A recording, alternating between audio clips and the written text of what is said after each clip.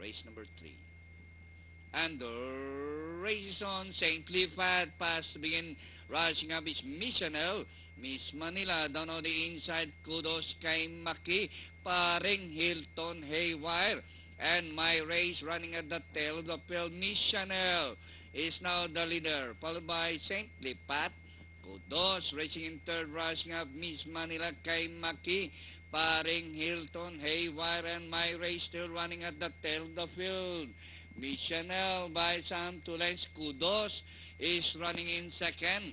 And Miss Manila is running, rather, St. Lipat is running in third by some 3 lengths. Miss Manila. And on the outside, kay Maki.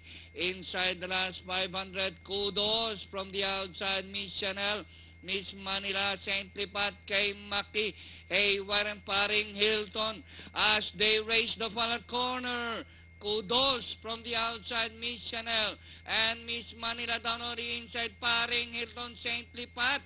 And nearing the finish line, Miss Manila and Kudos. And on the outside, rushing up is Miss Manila to grab the lead. And finally, Miss Manila, Kudos, Miss Chanel, kay Maki, and Paring Hilton for your Fantafecta. Okay.